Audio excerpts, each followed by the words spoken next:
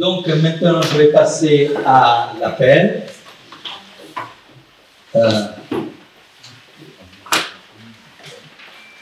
Donc, Catherine Bertin donc, est supplée par Laurence Dos Santos. Présente. Voilà. Daniel Rocher. Alors, Béatrice Caresco, mais je pense qu'elle n'est pas là.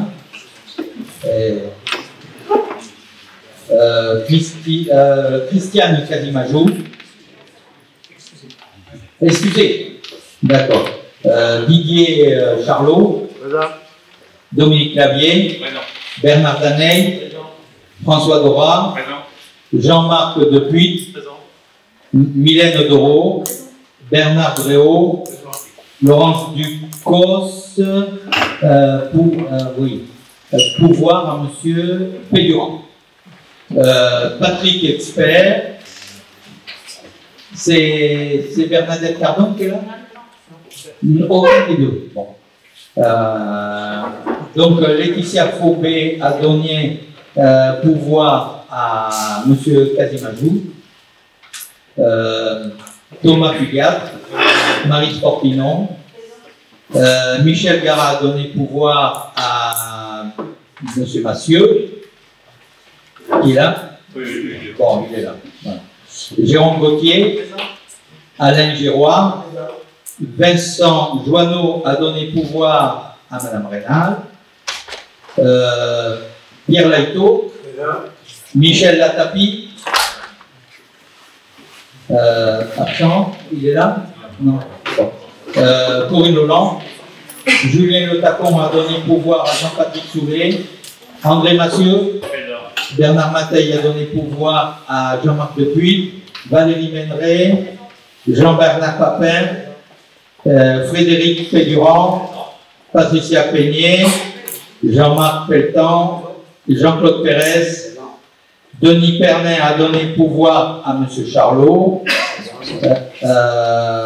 Maggie Perronin, Sylvie Porta, Alain Quirens, Audrey Rénal, Denis Rennes, Françoise Sabatier-Querel, Jean-Patrick Soulet et Aline Technay a donné pouvoir à Madame Peignet. Et Monsieur Expert est arrivé. Ouais, voilà, parfait. Bon, donc le premier point, donc, c'est les décisions du président. Les DIA sont affichés à l'écran. Et sur les autres décisions, donc la décision 2023-88, attribution du marché de reconstruction après incendie du local piscine l'eau numéro 1, démolition à la société Attila 33 pour un montant de 17 970 € TTC. Décision 2023-89, attribution du marché, reconstruction après incendie du local piscine l'eau numéro 2, gros œuvre, à la société auxiliaire de construction pour un montant de 68 281,20 € TTC. Totale reconstruction piscine. Et donc là, pour information, le total de la reconstruction piscine, sur la partie qui avait été affectée par l'incendie, est de 83 796 € TTC.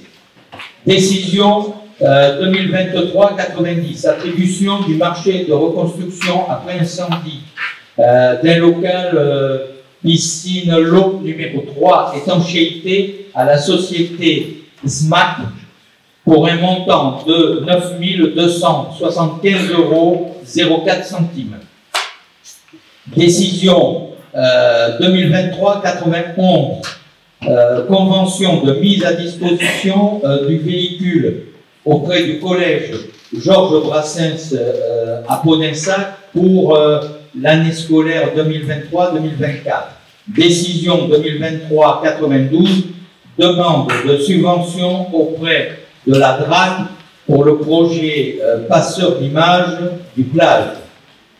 Décision 2023-93, attribution du marché de reconstruction après incendie d'un local piscine numéro 2, gros œuvre, mais on l'a déjà dit ça ou pas? Non, c'est un autre.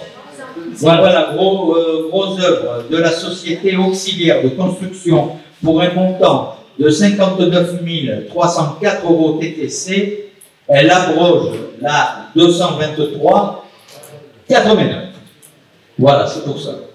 Décision 2023-94, attribution du marché de reconstruction après incendie d'un local de piscine, lot numéro 3, étanchéité à la société SMAC pour un montant de 6 522,06 €. Elle abroge la 223-90. Décision 2023-95 de mise à disposition d'une salle pour la pratique du yoga pour le personnel de la CDC. Décision 2023-87, convention de partenariat avec Alliance Collectivité pour le recyclage des petits aluminium.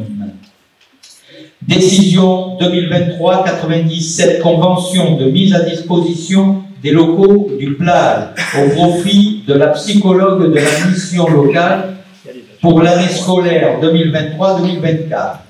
Décision 2023-98, contrat de location pour les locaux de l'ancienne trésorerie de Podinsac pour une durée de 12 mois et un montant de 1 541,87 € par mois.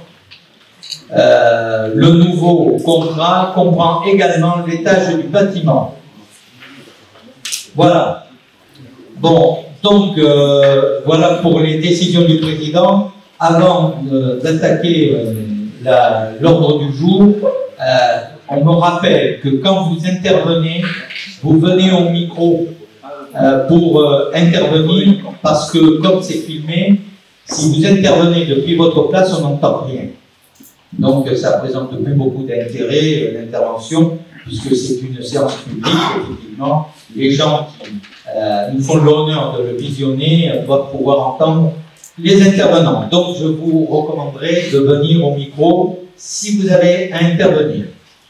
Alors là, on va déroger un petit peu de ce qu'on faisait jusqu'à maintenant, puisque là, on va passer à l'approbation du PV du Conseil communautaire du 20 septembre 2023. Donc, est-ce que quelqu'un a une remarque ou une observation à faire concernant ce procès-verbal du Conseil communautaire du 20 septembre 2023? Donc, je vous propose, chers collègues, de mettre au vote. Donc, ouverture des votes.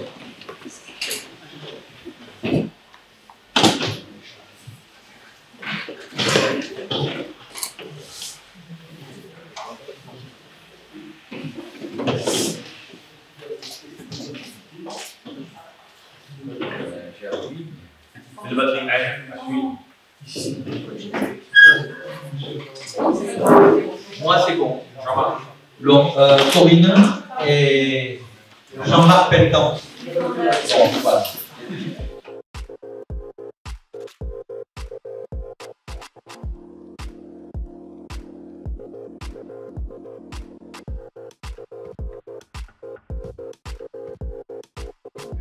Bon, alors, donc, attendez, chers collègues, on redonne. On donnera le feu vert, on revote. On peut y aller? Bon, le vote est ouvert.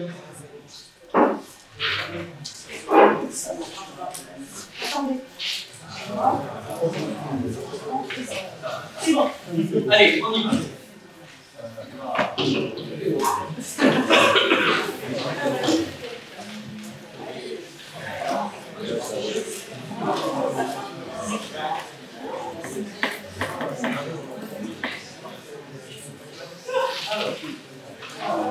Laurence.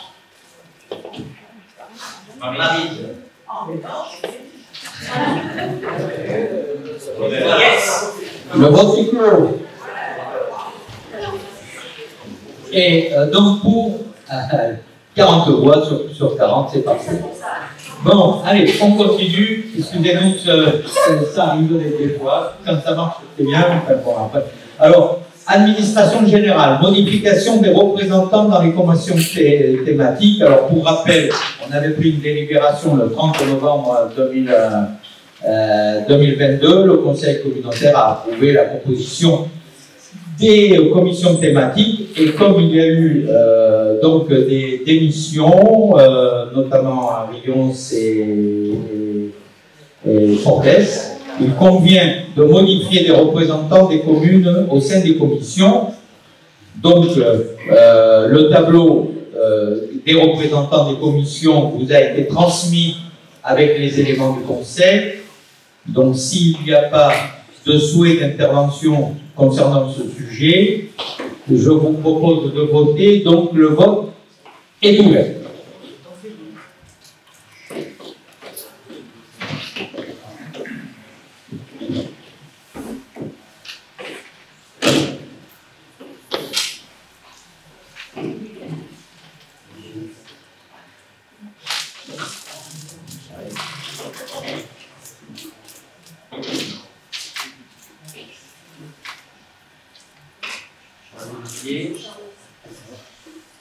Voilà, le vote est clos. Les résultats, 40 voix pour, je vous remercie beaucoup. La délibération suivante concerne l'administration générale, concernant la délibération portant au renouvellement du transfert de la compétence éclairage public au syndicat départemental des énergies et de l'environnement de la Gironde, le STEG. Et je donne la parole à notre collègue Didier Casimago. Bonjour à toutes et à tous. Comme vous avez tous reçu la convention du STEC qui était annexée donc, à la délibération, la délibération consiste effectivement à renouveler la convention le STEC concernant l'éclairage public, sachant que la convention que nous avons prise en 2014 est caduque donc depuis le 39-2023. Donc je vais vous lire succinctement donc, cette délibération. Afin d'offrir une meilleure réactivité au conseil des communes, le SDEC peut assurer la pleine compétence en matière d'éclairage public, tant au niveau des travaux d'investissement que de l'entretien fonctionnement. C'est-à-dire que pour les CDC, c'est du fonctionnement, et pour les communes, ça sera de l'investissement et du fonctionnement. Ce processus lui confère également la qualité d'exploitant de réseau, géoréférencement des réseaux, c'est-à-dire réponse au DT, c'est-à-dire les déclarations de travaux, et au DICT, déclaration d'intention de commencement de travaux, impactant l'éclairage public. Sur ce point, le SDEC s'attache à proposer à la CDC des solutions techniques innovantes, c'est-à-dire que l'aide, bipuissance, horloge astronomique, concourant à la transition écologique. Le coût de cette maintenance s'établit au point lumineux sur une base forfaitaire annuelle, en fonction du type de source, et ce, quel que soit le nombre de dépannages effectués dans l'année, compte tenu du nombre de points lumineux entretenus donc en Gironde, puisqu'il y a 120 000 points lumineux. Le SDEG a obtenu des prix compétitifs dont peuvent bénéficier les communes et les CDC. Les conditions de modalité technique administrative et financière du transfert et de l'exercice de cette compétence par le SDEG sont déterminées dans la convention annexée. Un tel dispositif, tel qu'évoqué ci-dessus, s'entend pour une durée de 9 ans. Toutefois, dans le cas où l'étude actuellement menée sur l'exercice de cette compétence, au niveau de la CDC, conclut à une restitution aux communes pour pouvoir mettre fin à son engagement sous réserve de respecter un préavis de 6 mois. Donc, il est donc proposé au Conseil communautaire d'autoriser le président à signer donc, la convention de renouvellement du transfert du SDEC pour une durée de 9 ans à partir du 1er novembre 2023, avec la possibilité d'y mettre fin à tout moment sous réserve de respecter effectivement le préavis de 6 mois. Voilà. Parfait. Est-ce qu'il y a des questions concernant ce point-là? Oui? Oui? Monsieur le Président, peut-on rajouter qu'il s'agit de la convention qui porte sur les communes de la rive gauche? Oui, justement, j'allais le préciser parce qu'il y avait une question de Cathy Bertin, qui n'est pas là ce soir, et qui disait quelles sont les communes qui sont concernées. Et il s'agit des communes de la rive gauche. Une attribution de compensation est déterminée pour ces communes Et une étude est en cours par un cabinet financier pour envisager la reprise de la compétence, ce qui explique le délai d'1 an pour parfaire. Voilà. Est-ce que ça répond, Alain? Voilà. Donc, s'il n'y a pas d'autres questions, je vous invite, chers collègues, à voter. Le vote est ouvert.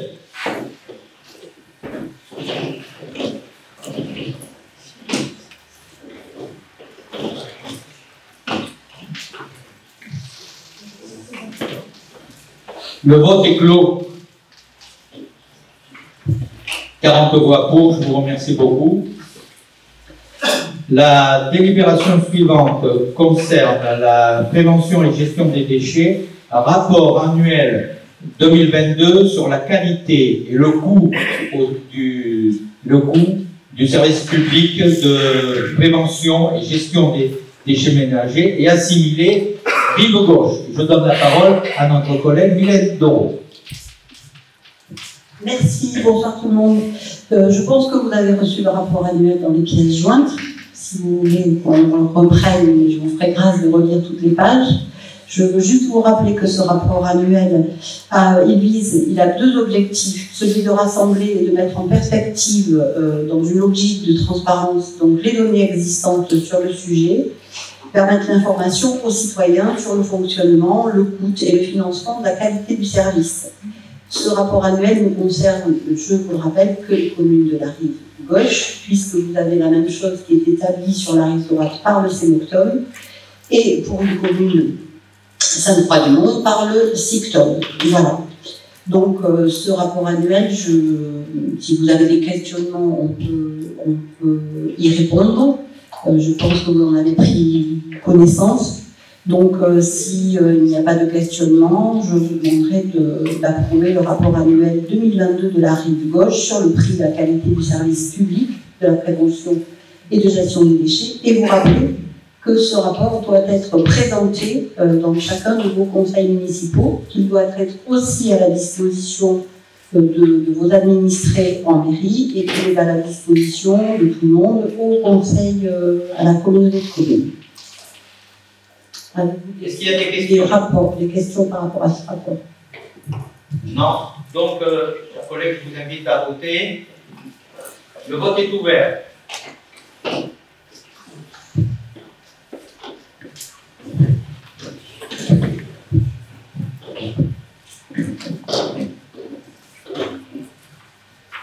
Le vote est clos.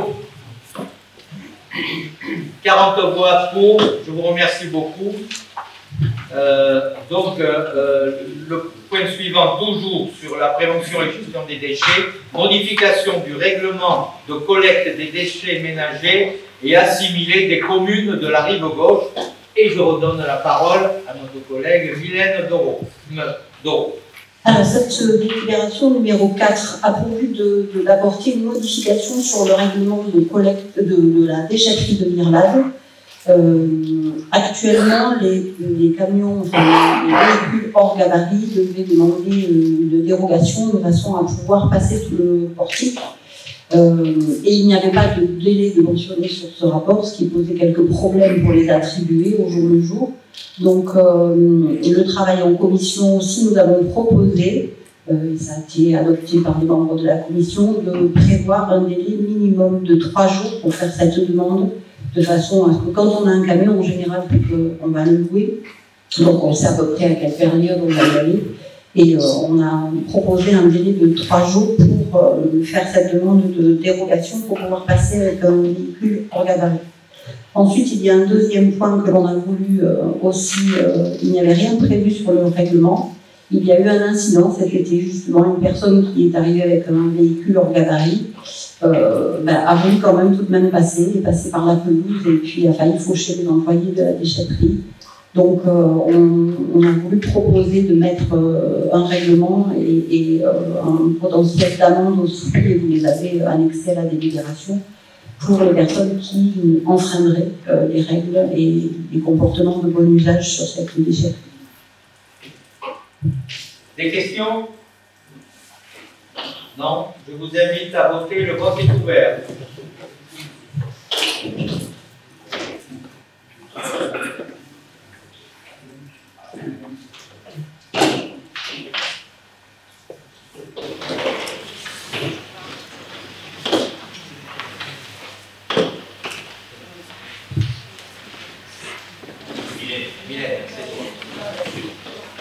Le vote est clos. 40 voix pour, je vous remercie. Le point suivant, toujours concernant les préventions et gestion des déchets, modification du règlement de facturation de la redevance d'enlèvement des ordures ménagères incitative de la rive gauche. Et Mylène, tu reprends la parole. Alors, les 3 prochaines délibérations, la 5, la 6 et la 7, vont avoir le même objectif. D'une part, ça va être de modifier certains chapitres de règlement par rapport au déménagement et aux aménagements, où, pareil, des points ont été vus en commission et il a été proposé que ce soit directement le propriétaire du logement, quand nous n'avions pas l'information que les locataires déménagés, nous restions sans pouvoir percevoir les factures et les impayés. Donc, de façon à ce que ce soit directement le propriétaire du logement qui intervienne et qui paie les factures s'il ne nous donne pas les éléments de qui est dans son appartement et à quelle date. Et ensuite, il y a aussi des modifications quand on a des réclamations à faire, elles peuvent être faites auprès de la communauté de communes, effectivement, sur ce que nous avons en charge au niveau de la facturation, c'est-à-dire les réclamations au niveau de la facture par rapport au nombre de pesées de levées pour certaines taxations, ou que les levées pour certaines, mais voilà. Donc, il y a pour chaque partie, la première concerne les règlements de collecte de la rive gauche. Donc, c'est pour vous demander d'accepter de mettre à l'ordre du jour du règlement ces nouvelles propositions et de les modifier aussi sur le règlement de collecte de la rive gauche. Est-ce qu'il y a des questions? Oui. Bernard. Au micro. Comment vous gérez l'arrivée? Oui. Vous gérez les états, vous travaillez les propriétaires, comment vous allez gérer les arrivées? Alors, quand on connaît effectivement dans un logement les locataires et que nous avons une facturation, notre problématique, c'est que quand le locataire s'en va, nous n'avons pas l'information. Donc, nous demandons aux propriétaires de gérer aussi bien le départ que l'arrivée et de venir informer la communauté de communes de quand il y a du monde dans ces logements. Si nous avons passé la date, puisque automatiquement il y a des papiers qui sont attribués puisqu'ils ne sont pas glissés, c'est que forcément il y a quelqu'un qui est dans le logement, et si on n'a pas d'information sur le locataire, c'est le propriétaire qui prendra sa propre charge le montant des factures. Oui, mais pour l'agence, ça a toujours référence à un propriétaire aussi, en général. On passe plutôt par le propriétaire. Mais l'agence, oui, tu fais bien un problème de préciser aussi l'agence. D'autres questions? Moi, j'en ai une. Oui, qui a été envoyée, et je les ai envoyées, une question de Cathy Bertin, qui est la suivante. J'ai vu dans les flyers arrivant à disposition à Podensac qu'il y a une plaquette existante sur la rive gauche. Est-il prévu d'en faire également pour la rive droite? Alors j'ai la réponse quand même. Bon, donc pour la rive droite, vous savez que c'est le SOMOCTOM qui gère et qui est compétent, et qu'en matière d'information, il a son propre dispositif pour la communication. Il faut savoir qu'actuellement, ils mettent une très très grosse opération concernant le tri. Et ils passent presque individuellement chez chaque personne qui paye la redevance pour leur proposer notamment la mise à disposition d'un composteur. Voilà, donc il y a quand même une action très forte qui est actuellement en cours. Donc s'il n'y a pas d'autres questions, je vous invite, chers collègues, à voter. Le vote est ouvert.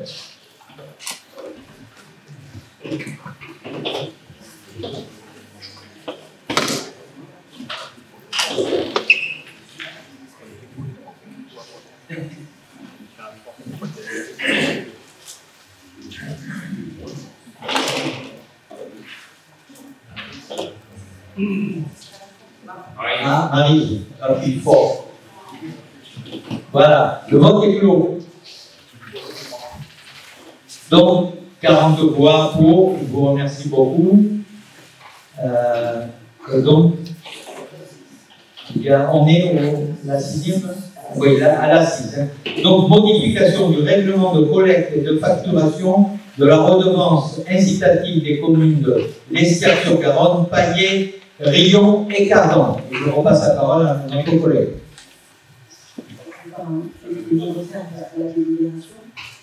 C'est la même chose que je vous ai proposé pour la précédente, mais sur les communes, effectivement, de Rion, Payet, Estière et Cardan. Des questions? Le vote est ouvert.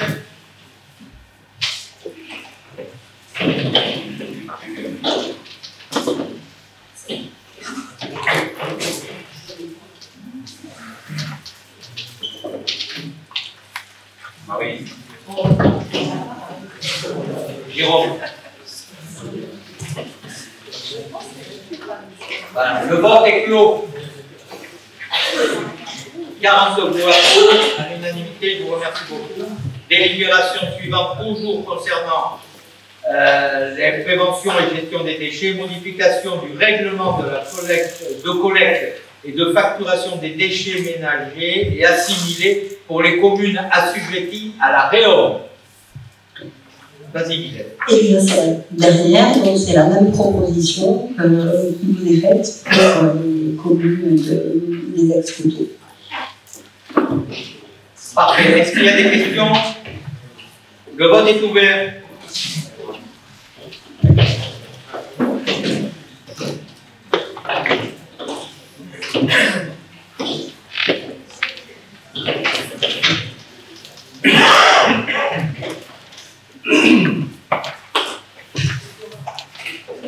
Marie-Lise, s'il vous plaît. Oui. Tu as la fête Maggie. Voilà, le vote est clos.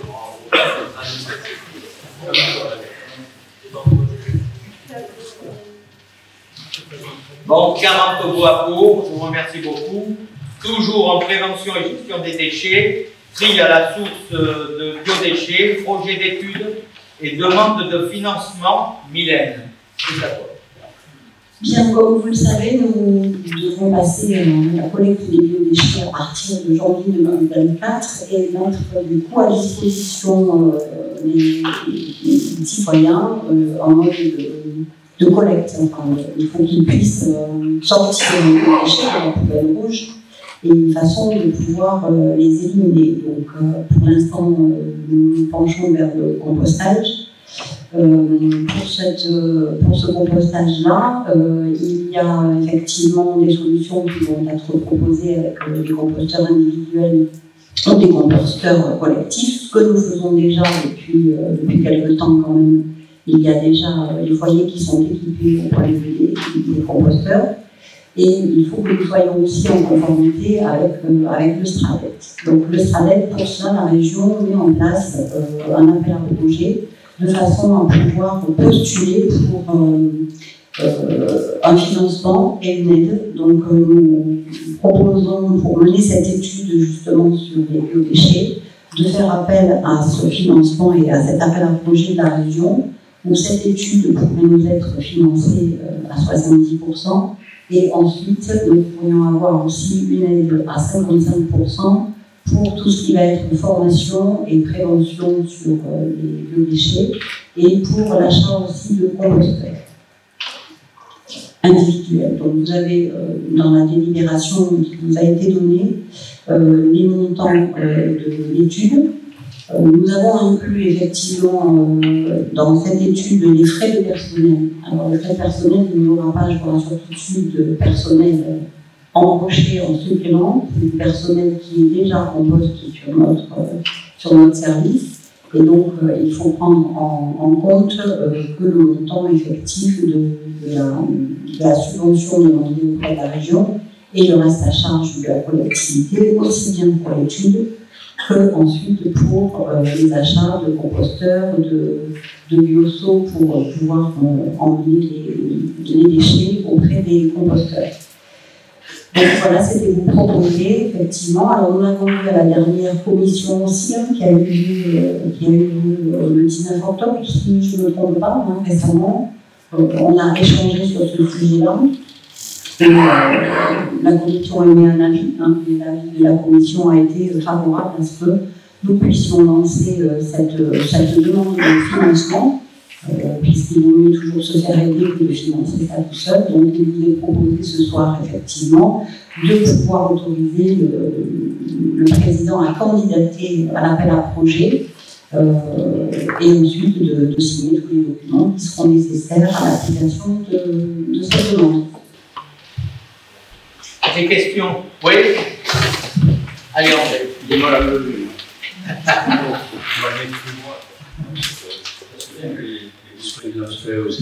Pour présenter mon dossier. Je dis ça pas. Donc là, vous savez que je suis un peu allergique aux études, et celle-là en particulier, parce que nous sommes le 1er novembre, on dit qu'au 1er janvier, il faut que ce soit opérationnel, donc je ne vois pas comment on va. Je n'ai pas dit que c'était opérationnel. Il faudra donner une solution, mais il ne faudra pas impérativement. C'est comme le style. Ça, c'est une première chose. Deuxième chose, juste un peu plus loin, vous dites qu'en 2022, il y a eu un premier diagnostic qui a été fait. Alors, pourquoi on peut en faire un second en 2023? Je ne vois pas ce qui pourrait avoir changé, c'était écrit dans votre feuille. Et puis, vous avez parlé tout à l'heure du symptôme de la rive droite. Je pense que le modèle de ce qu'il y a à faire, c'est ce qu'il faut. Donc, il n'y a pas besoin d'une étude. C'est effectivement de sensibiliser les gens, donc dans les écoles, et faire du porte-à-porte comme c'est fait, de rencontrer les mairies pour éviter les points d'accueil volontaires. Je pense que c'est tout simple, c'est ce qu'ils ont mis en place, et je pense qu'on peut faire ça en faisant abstraction d'une étude à 50 000 €, je ne sais combien. Alors, Anthony, juste pour vous répondre, le Céboctom a également fait une étude. C'est tout simplement pour connaître s'il n'y a pas possibilité de faire du compostage individuel dans les maisons, de pouvoir cibler les points d'apport volontaires et de quelle façon nous pourrions mettre des composteurs collectifs. De quelle façon ça serait aussi, comme nous faisons pour les Bastilles actuellement, une étude pour connaître les points d'apport qui pourraient être mis en place. On part effectivement sur du compostage individuel, mais tout le monde ne peut pas le faire, et il faudra dans certains endroits effectivement du compostage ou partagé ou des points d'apport volontaires. Effectivement, il n'y a rien de mieux que les maires, mais encore faut-il que tous les maires puissent nous répondre, et c'est ce que nous avons fait avec eux quand on a vu pour les ONR, effectivement. Ok, d'autres questions? Oui? Non? Donc je vous invite à voter, le vote est ouvert.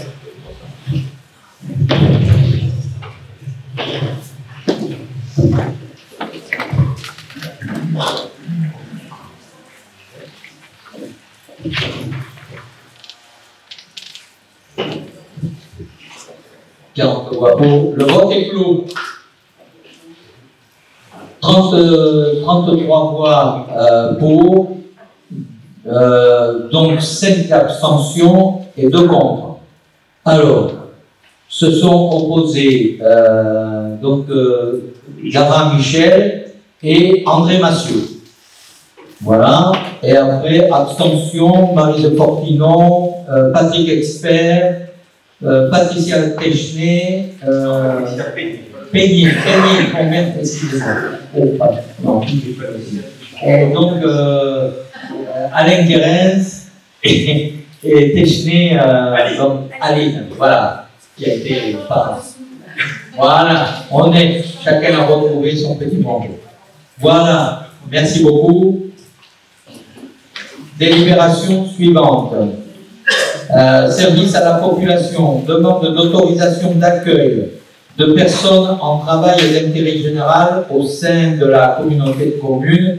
Vous savez, c'est les TIF. Et je donne la parole à ma collègue de droite, Sylvie Portal. Bonsoir tout le monde. Le travail d'intérêt général, TIGE, est une sanction pénale infligée par la justice à une personne qui a commis une infraction.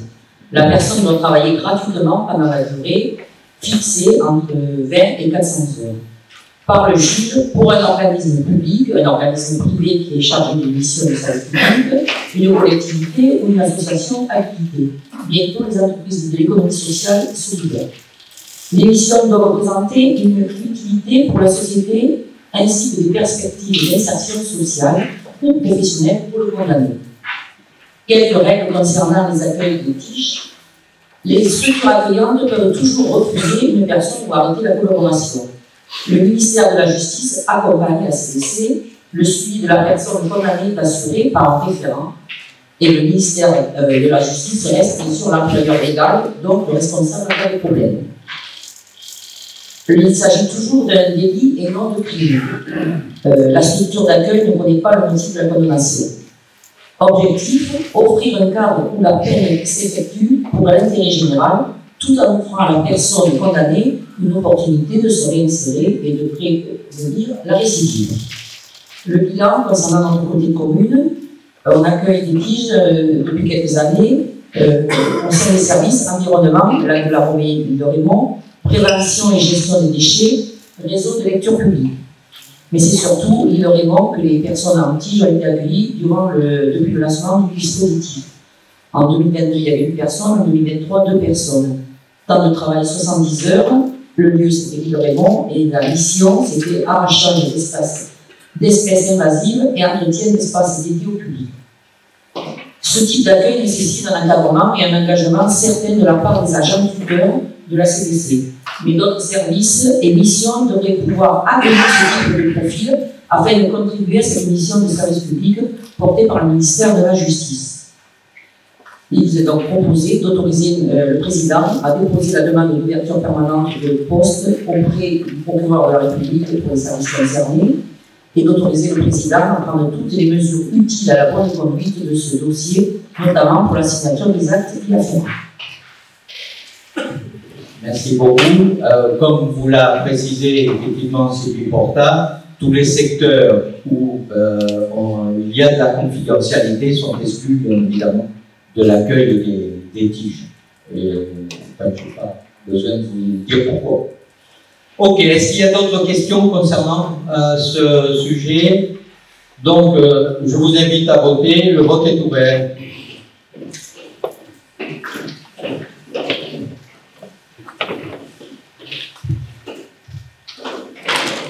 Le vote est clos. 40 voix pour, je vous remercie beaucoup. Le point suivant concerne la culture, sur l'autorisation de signature de la convention pour la mise en place du pass culture, et je passe la parole à notre collègue Jérôme Gauthier. Bonsoir à tous. Donc, il s'agit dans un premier temps de cadrer comme référent en fait, pour le pass culture. Vous connaissez sûrement le pass culture. Le principe élaboré par le gouvernement, par le ministère de la Culture, c'est de mettre en place un dispositif pour que les jeunes aient accès donc, à la culture, comme son nom l'indique, avec par le biais en général d'une application sur le téléphone. Donc, ce sont des jeunes concernés, c'est des jeunes du collège et du lycée. En réalité, le pass culture, si vous en avez parlé, en fait, il y a deux versions. Une version individuelle, en clair, les jeunes ont des crédits qui leur permettent d'acheter des disques, le spectacle, le cinéma. Mais nous, ce qui nous concerne, c'est que la deuxième partie, la partie collective, et là, pour le coup, ce sont les classes, par exemple, qui vont pouvoir réserver sur un spectacle pour ce qui nous intéresse, nous, dans le cadre dispositif culture, donc l'éducation culturelle, si nous proposons des activités ou des animations diverses et variées, à ce moment-là, donc, le service culture est prestataire et donc les écoles, par exemple, ou les collèges peuvent utiliser ce financement et les spectacles que nous proposons. Je pense qu'aujourd'hui, c'est aussi compliqué pour les collectivités d'éducation pour c'est pas l'éducation nationale d'avoir ce genre de financement. Donc, ils peuvent utiliser ce pass culture collectif par rapport à ça. Pour qu'on puisse être habilité à ça, il faut donc signer une convention avec l'organisme qui s'appelle donc SAS Pass Culture pour qu'on puisse donc rentrer dans les bonnes plateformes pour qu'on puisse être financé par ce biais. Est-ce qu'il y a des questions? Non? Donc, je vous invite à voter. Le vote est ouvert.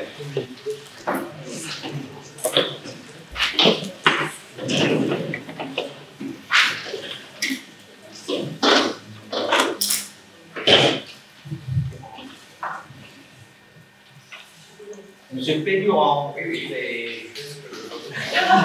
voilà, et il a bien fait. Le vote est clos. Voilà. Donc 40 voix pour. La question suivante concerne également notre vice-président Jérôme Gauthier. Ça concerne le sport. Convention de cofinancement d'une étude relative au gymnase Jean-Marie Pietrenzac et ses abords qui se situent à Cadillac. Voilà. Vas-y Jérôme. Parfait, je continue. Donc, vous le savez sûrement, la communauté commune donc, a un gymnase communautaire, hein, issu de l'ancienne communauté commune des Côtes-du-Garonne, qui est utilisé donc, aussi bien par les collèges que par les associations, très utilisé.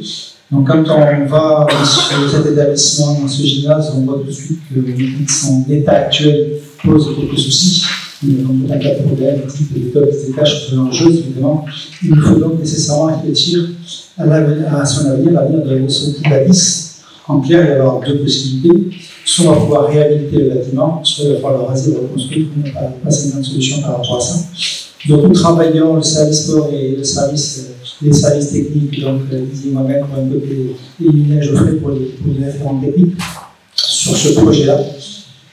Donc, nous avons, dans un premier temps, fait donc, une approche avec une lien pour se rendre compte de l'utilisation. Elle est très importante, encore une fois, parce que c'est tous les jours de 8h à 23h pour les collèges, on a rencontré les collèges et les associations. Et puis on s'est dit que pour avancer, il fallait donc recruter un programmiste pour voir plus clair et savoir exactement comment on pouvait travailler sur l'avenir de ce bâtiment. Donc pour cela, il a fallu rédiger un cahier des charges, donc avec une première version en interne, mais nous sommes fait aider par Gironde Ressources, qui est venu donc au début du mois d'octobre, il y a quelques jours, représenter donc, la communauté commune le cahier des charges pour recruter donc, le programmiste. Donc ça, c'est cette étape-là dans laquelle nous sommes. Parallèlement, donc, la commune de Cadillac a un projet, comme le Cadillac, je rappelle, est propriétaire de l'ensemble du foncier de cet aspect-là. Donc, foncier sur lequel il y a le collège qui doit utiliser partie, notamment il y a un enjeu par rapport au bus scolaire. Mais il y a évidemment la commune et la communauté commune donc, pour le gymnase. Pour la commune elle-même, donc elle a des projets de développer de nouvelles salles pour de nouvelles pratiques sportives de type arts martiaux et gymnastique volontaire, si je ne me trompe pas. L'idée est de faire un projet commun, de mutualiser, donc peut-être des espaces à terme communs, mais aussi de réfléchir ensemble donc, dans le recrutement de ce bureau d'études pour mutualiser les coûts. Juste en quelques mots sur le cahier des charges qui vous a été donc transmis également en annexe. Vous avez vu qu'il y avait 3 phases. Donc une phase classique diagnostique, une phase de programmation avec la faisabilité opérationnelle éventuellement, et aussi les subventions. Car dans le cas des charges, il faut aussi que le programmiste qui sera recruté ait la pêche de subvention, qu'on sache exactement quels sont les subventionnements possibles pour ces travaux-là. Et puis il y a la troisième phase, et des programmes techniques plus détaillés qui apparaîtront. Le processus, donc, c'est que ce soir, si vous le voulez bien, valider cet aspect-là. Il y aura ensuite un recrutement, j'insiste bien, d'un programmiste, un bureau d'études, un programmiste par rapport à ça. Dans l'année d'un mois, d'ici la fin de l'année 2023, donc on pourrait choisir ce programmiste-là. Et en gros, il faut à peu près 10 mois, quasiment l'année 2024, pour justement, phase par phase, qu'on puisse réaliser différentes phases par rapport à ça. L'évaluation, vous l'avez vu dans la délibération, le coût donc, est autour de 30 000 € a priori, et une décision modificative sera faite dans quelques instants par rapport à cet aspect-là.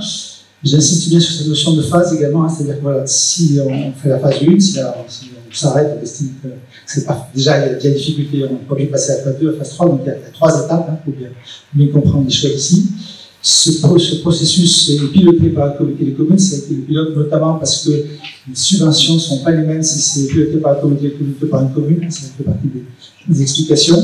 Mais bien sûr, la commune de Cadillac sera évidemment associée par la communauté de pilotage.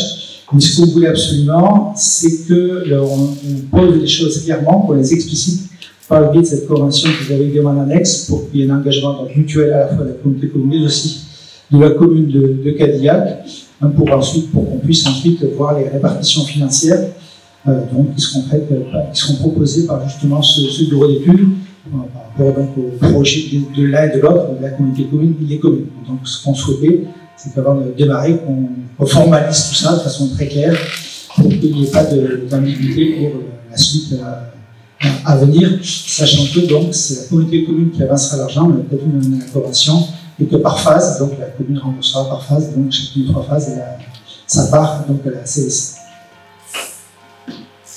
Des questions?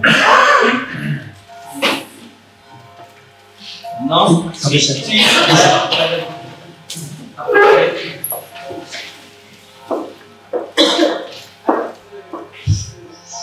J'entends, il n'y a pas de souci. Par contre, ce que je comprends mal, c'est que moi, on est venu me faire une proposition pour construire une salle. C'est du photovoltaïque. Hein, et l'entreprise qui met le photovoltaïque nous fait une salle et nous la fournit telle que nous le souhaitons. Donc, est-ce que ce n'est pas possible de faire la même chose pour cette chose-là? Imaginez que le programmiste peut proposer cette proposition. Enfin, c'est quand même dommage de payer un programmiste ce prix-là, alors qu'on a déjà la solution. Non, parce on n'a pas la solution, mais on a quand même le chemin. Le chemin. Et qui mérite peut-être d'être étudié. Mais bon, je ne suis pas technique, mais je sais que ça existe. Parce qu'on est venu me faire la proposition. Et que ça m'intéresse. Je pense que ça va rester de travaux dans un deuxième temps. Là, pour l'instant, on ne sait même pas si le gymnase est récupérable, entre guillemets, réhabilitable ou pas. Donc là, il y a trop d'inconnus pour l'instant pour savoir si on est capable de faire ce genre de choses ou pas. Là, si peut-être un commercial dirait on peut mettre des panneaux photovoltaïques dessus, mais si on ne connaît pas la réalité. De toute façon, il faut faire un état des lieux. Déjà, en premier. Si on ne fait pas l'état des lieux, c'est certain qu'on ne peut pas avancer. C'est la phase de mise dans le système. Je te remercie. Pas de souci. D'autres questions? Non? Donc je vous propose de voter. Le vote est ouvert.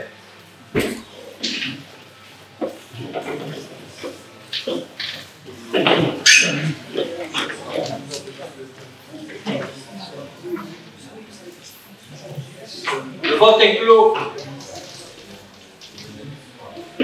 Alors pour 39 voix, une abstention. Non, l'abstention, c'est OK. Merci beaucoup. Avant de rendre le micro à M. le Président, je vais juste dire que nous avons fait une commission sport donc, lundi et nous avons fait le bilan assez rapidement de 403 et le bilan est très positif. On n'a jamais eu tant de personnes qui sont venues donc, sur les différents terrains d'activité sportive, donc ça c'est quand même très positif parce qu'on sait qu'on a beaucoup de problèmes dans les collectivités, donc pour une fois qu'il y a des choses positives, il faut le dire. On sait parce qu'on a une équipe très dynamique qui fonctionne très bien. Et par exemple, il y a donc 19 associations du territoire qui ont contribué à ce succès, donc ça c'est toujours croissant, il y en avait 12 l'année dernière, donc ça c'est aussi très intéressant. Et à titre d'exemple, il y a une association par exemple à Podensac qui s'est créée pour l'escrime, enfin, parce qu'à Podensac avait un credo, c'est une association qui vient de se créer au mois de septembre, ils ont tout de suite 30 adhérents et il y en a 20 parce qu'ils étaient venus à 433. Donc, tout ce qu'on peut, c'est vraiment un élément très concret, vous voyez, on peut soutenir la vie associative de ce point de vue-là et je crois que c'est peut-être intéressant que vous soyez informés de ça. Merci. Merci bien. Donc on vient de me faire remarquer parce qu'il s'était proposé candidat au secrétariat, c'était Jean-Patrick Soulet. Donc j'espère que quelqu'un n'est pas opposé à ça, parce qu'on ne saurait pas. Ah, c'est François Dora, même en plus. Bon, donc c'est François Dora, est-ce que quelqu'un s'opposerait à ça? J'espère que non. Je vous remercie, chers collègues. Voilà. La délibération suivante concerne le tourisme. Et c'est l'accompagnement à la création d'un office de tourisme intercommunal entre les communautés des communes du Bas-Adé, du Sud-Gironde et Convergence Garonne. Et je passe la parole à Thomas Filial. Bonsoir, merci Président. Donc effectivement, vous l'aurez compris, si vous avez lu la délibération, qu'on s'oriente vers un office de tourisme intercommunautaire. En tout cas, c'est un souhait depuis maintenant quelques mois que l'on partage avec l'ACDC du Sud-Gironde et l'ACDC du Bas-Adé. Alors, vous expliquer un petit peu l'historique de pourquoi on en arrive là. On a effectivement été revenus dans les discussions et dans le travail qui était collaboratif déjà avec la CDC de Montesquieu du Sud-Gironde et du Bas-Adé, c'était en 2020. On avait mis en place des actions partagées Il y a une convention qu'on vote tous les ans, où on a un bilan tous les ans, convention pluriannuelle qui était sur 2021-2026, qui avait vocation à structurer un bassin touristique, où le fonctionnement du tourisme, évidemment, ne s'attache pas, mais ça on le sait, ne s'attache pas à des limites administratives de notre territoire. L'année dernière, on a travaillé effectivement sur une marque destination pour montrer vraiment qu'on était un collectif qui, je vous rappelle, c'était la Gironde du Sud et la Valeur Sud de Bordeaux. Et on a continué à travailler ensemble et à se dire comment on peut être le plus efficace, plus cohérent, plus montrer qu'on est important aux yeux de Bordeaux, de Saint-Émilion, du bassin d'Arcachon par exemple. On ne va pas rivaliser avec des communes comme ça, mais en tout cas, c'est montrer qu'on a aussi un atout à jouer. On est évidemment poussé par le département, par la région, à nous structurer. On voit que dans chacun de nos offices, on fait des actions qui sont identiques à petite échelle, et l'idée évidemment est de professionnaliser évidemment nos équipes. Donc on pense que la meilleure chose c'est de se regrouper comme on le fait déjà, mais de se regrouper au niveau évidemment de manière administrative, et de se faire évidemment accompagner, donc de se faire accompagner pendant, on pense qu'il faut au moins se faire accompagner pendant 1 an, par une personne évidemment ou un collectif qui serait neutre. Ça peut être différents bureaux ou différents, ça peut être aussi des organismes publics qui devront évidemment travailler sur nos missions, sur qu'on a chacun dans nos offices, sur tout ce qui est ressources humaines, des questions comme les salaires aussi seront évidemment traitées, et quelle stratégie on peut avoir pour les années à venir. Donc voilà, on s'oriente du coup vers un office qui serait fusionné. Alors, vous allez me poser la question sur pourquoi Montesquieu ne vient pas. On a posé la question à Montesquieu, pour le moment ils ne veulent pas. Je pense qu'ils seront, ça c'est un avis très personnel, mais que je vais quand même livrer, qui effectivement ils seront isolés entre Bordeaux et un office de tourisme qui sera du coup beaucoup plus gros. Ils seront coincés aussi quand on voit l'office de tourisme d'Entre-deux-Mers qui est aussi un regroupement de 6 CDC et qui fonctionne très bien. Ils seront probablement isolés. Mais en tout cas, ils continueront à travailler de manière, dans le collectif, ce qu'on appelle le collectif Sud-Gironde, ils continueront à travailler avec nous. Voilà. Je ne sais pas s'il y a des questions. Des questions? Oui, André.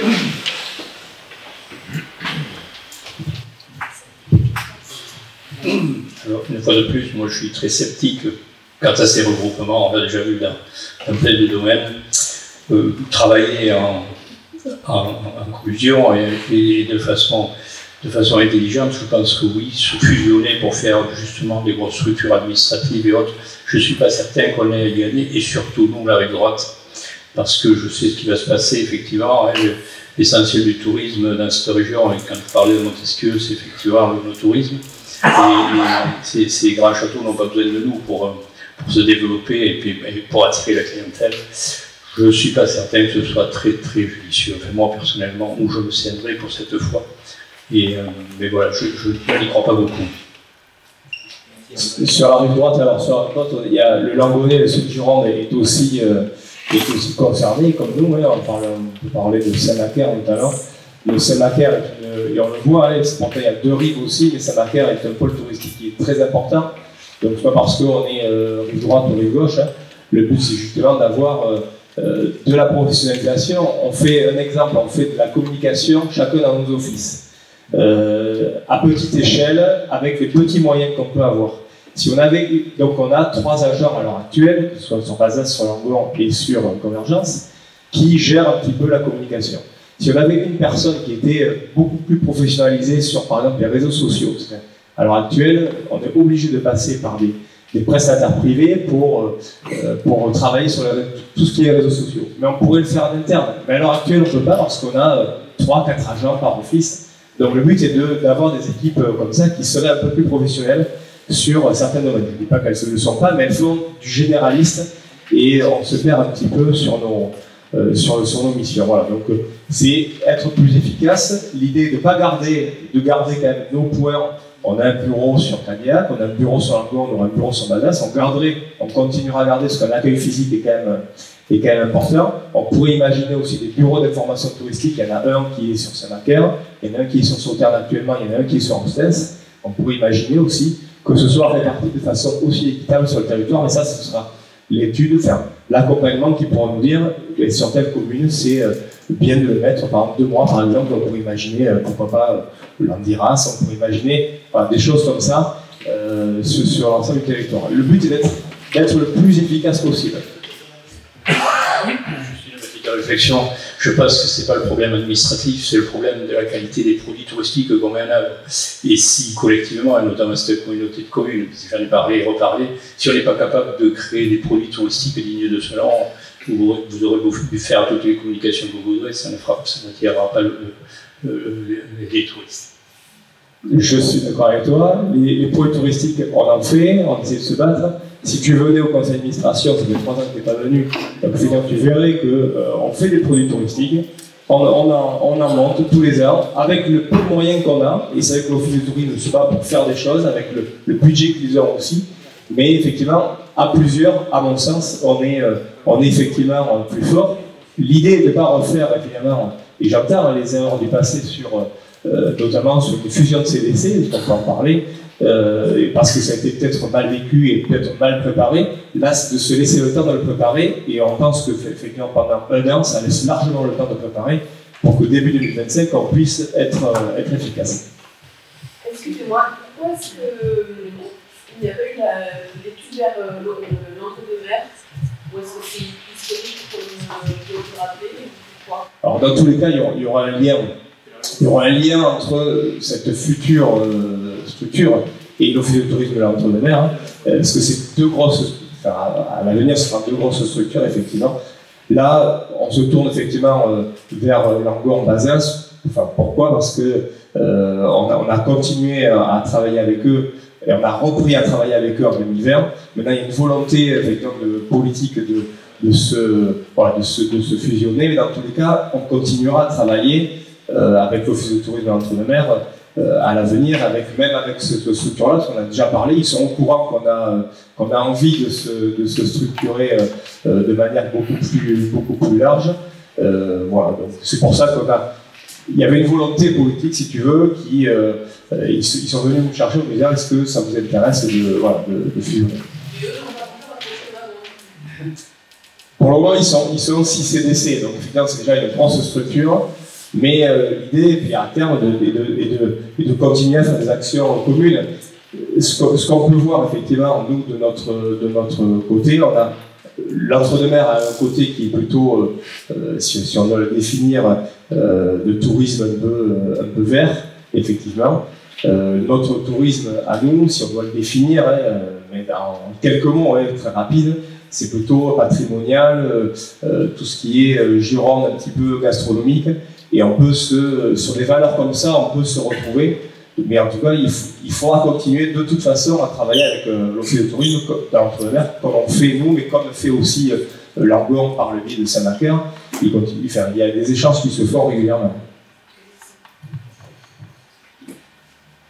Est-ce qu'une mutualisation va vous faire gagner du gain en compétences? Est-ce que ce n'est pas plutôt un problème de faire? Alors, en compétence, je pense que justement, de mutualiser nous fera gagner de la compétence. Ça ne nous fera pas diminuer les coûts de fonctionnement qu'on peut avoir. Hein. C'est pas, probablement pas, parce qu'on met quand même beaucoup d'argent dans le tourisme. En tout cas, notre communauté de communes, mais les autres aussi, ils mettent beaucoup d'argent. Mais effectivement, ça permet, si tu veux, d'avoir, derrière, quand tu as un pool de 16 agents, d'avoir des gens qui sont beaucoup plus professionnalisés dans certains domaines. On pourrait imaginer que, effectivement, sur le no-tourisme, à l'heure actuelle, on en fait tous un petit peu, mais tous un peu à 20-30% du temps agent. Donc, c'est peu. Si on avait effectivement une seule personne, ou 2 personnes, je ne sais pas encore la réponse, hein, qui gérerait cette activité-là, on serait probablement plus efficace parce qu'il y a beaucoup de choses où on ne va pas. Il y a beaucoup d'appels à projets où on ne peut pas répondre parce qu'on n'a pas le temps humain de le faire. Et effectivement, en étant plusieurs, déjà on sera beaucoup plus entendu par la région que par le département. Parce qu'à l'heure actuelle, on représente, on est un petit office de tourisme, hein, et chacun on est 3 petits offices de tourisme, donc on n'est pas très écouté. Donc on pourra répondre, on sera structuré pour répondre derrière des appels à projets qui seront par exemple européens et où on pourra avoir de grosses actions sur le territoire. D'autres questions? Bon, mais je vous invite à voter. Le vote est ouvert.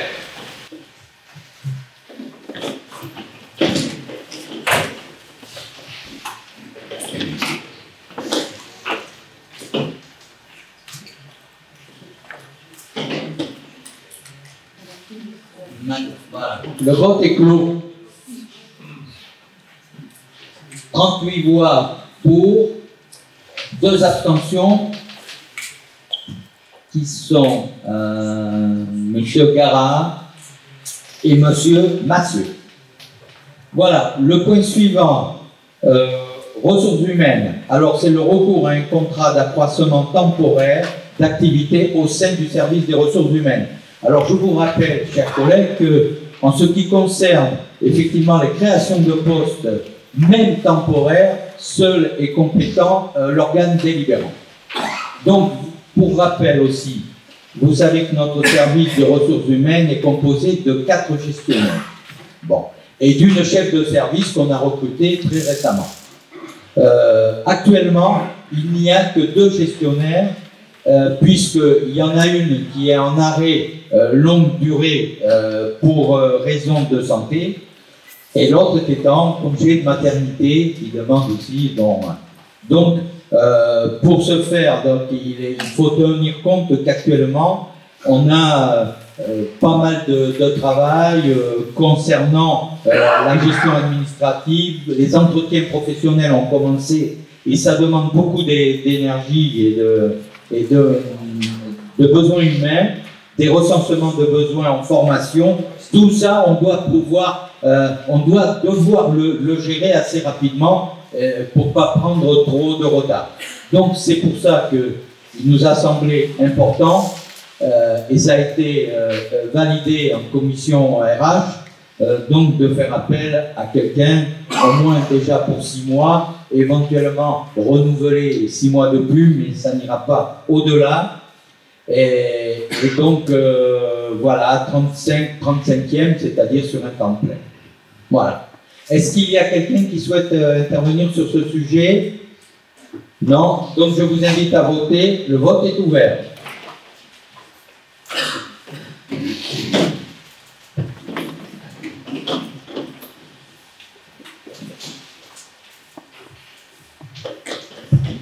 Le vote est clos. Voilà, 40 voix pour. Je vous remercie beaucoup. Toujours dans le cadre des ressources humaines, modification du tableau des effectifs. Alors, dans le cadre des interventions de mutualisation avec la commune de Portez, approuvées lors du dernier conseil communautaire, je le rappelle, donc pour l'organisation de la nouvelle saison culturelle de la Forge, il est nécessaire d'augmenter la quotité de notre régisseur. En effet, le régisseur a actuellement une quotité annualisée à 10,35e. Il est donc proposé d'augmenter cette quotité à 17,35e afin de pouvoir assurer les missions dans le cadre de la saison culturelle 2023-2024 à l'espace culturel de la Forge. Il est également proposé de régulariser l'intitulé du poste d'assistante président, l'assistante auprès du président et du DGS, et qui est également chef du service accueil. Voilà, on a ces 2 points. Est-ce que quelqu'un souhaite intervenir sur ce sujet? Non? Donc si c'est clair, je vous invite à voter. Le vote est ouvert.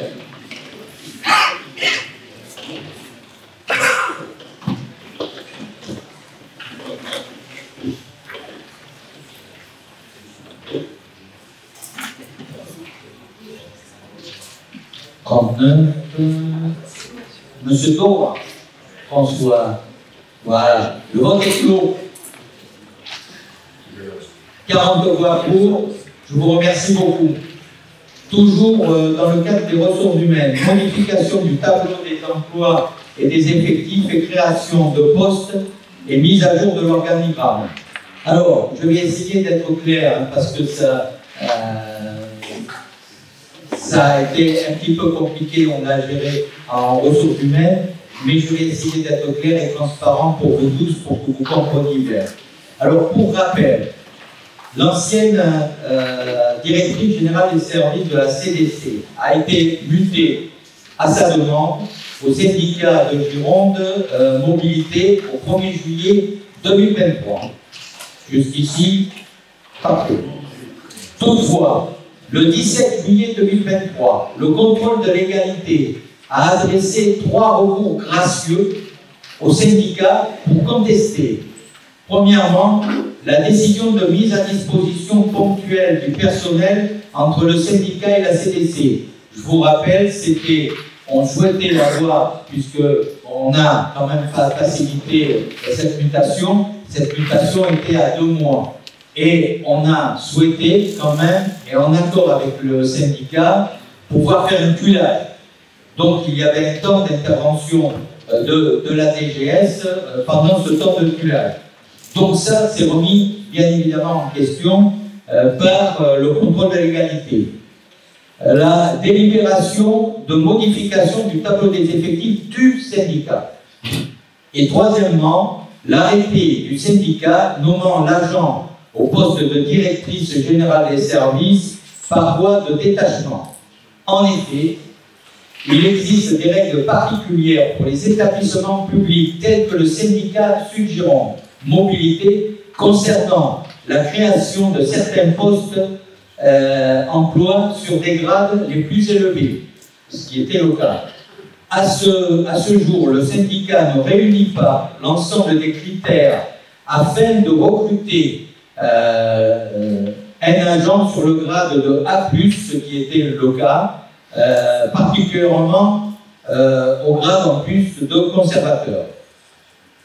Alors, juste, je vous rappelle, pour compléter votre information, les critères, c'est compétences exercées par le syndicat, ça c'était le premier critère, importance de son budget, et le troisième critère, c'est la qualification des agents à encadrer. Apparemment, ça ne correspondait à aucun des 3 critères. À la suite de ces recours, une réunion a été organisée à l'initiative de la sous-préfecture avec le sous-préfet et ses services, le syndicat et la CTT et la CDC. Des solutions ont été proposées par l'État et convenues entre les parties qui est la suivante. La CDC crée un poste de conservateur pour intégrer cet agent. Ouais, il y a des noms, je ne vous donne pas les noms parce que les noms, vous savez, il n'est pas du tout recommandé en séance publique de donner des noms. La CDC met cet agent à disposition du syndicat à 100%. Les 2 collectivités abrogent les actes concernés par la mutation. C'est-à-dire, vous avez compris, donc, suite au recours gracieux du préfet, donc, l'agent, donc, pour intégrer cet agent, donc la CDC crée un poste concernant cet agent qui correspond à son grade. Deuxièmement, elle met immédiatement à disposition au syndicat à 100%, et les 2 collectivités, du coup, abrogent tout ce qui avait été fait antérieurement à la demande du contrôle de légalité. Les conditions de mise à disposition sont les suivantes, puisque, bon, on s'est mis d'accord, donc elle est conclue pour une durée de 3 années. Il est convenu entre les parties qu'elle ne peut être rompue sauf à la demande de l'intéressé si elle souhaite avoir une résiliation. Mais c'est la seule qui peut effectivement interrompre, rompre ce contrat. La CDC verse le traitement indiciaire de l'agent qui est remboursé en totalité par le syndicat. C'est important, hein. Le syndicat rembourse à la CDC la totalité du traitement. Le syndicat, lui, versera directement le régime indemnitaire et la NPI à l'agent. Donc ça, c'est très clair. Vous avez compris que, en ce qui concerne les conséquences financières, le syndicat paye à l'euro près la totalité du salaire et du régime indemnitaire de cet agent. Si au terme des 3 ans, l'intéressé n'a pas trouvé de poste qui correspond à son grade, et que la CDC ne peut lui procurer une affectation correspondant à son grade, alors il devra la placer en surnombre pour une durée d'1 an. Dans le cadre de la convention, il a été convenu que le syndicat s'engage à payer, s'il y avait une année supplémentaire, à payer la totalité de la prise en charge à la CDC. Est-ce que, jusqu'à maintenant, vous me poserez les questions après, à l'issue de cette période d'1 an, et pour être complètement clair, le statut des agents A+, prévoit qu'il soit mis à disposition du CNFPT à la charge financière de la CDC. Dans ce cas, il conviendra, peu probable à mon avis, puisque là on sera passé 3 ans, je pense que même l'agent aura tout intérêt à trouver un poste en correspondance à son niveau de qualification, c'est-à-dire attaché à plus. Donc, dans ce cas-là, la CDC reviendra vers le syndicat pour trouver un accord. Voilà un petit peu cette question qui a, je ne vous le cache pas, nécessité, en tout cas, a pris beaucoup d'énergie pour arriver à gérer ça. L'intérêt de cette démarche, c'était d'abord de faire ça en parfaite concertation avec le syndicat de mobilité. C'est un syndicat, vous savez, qui engage pour nous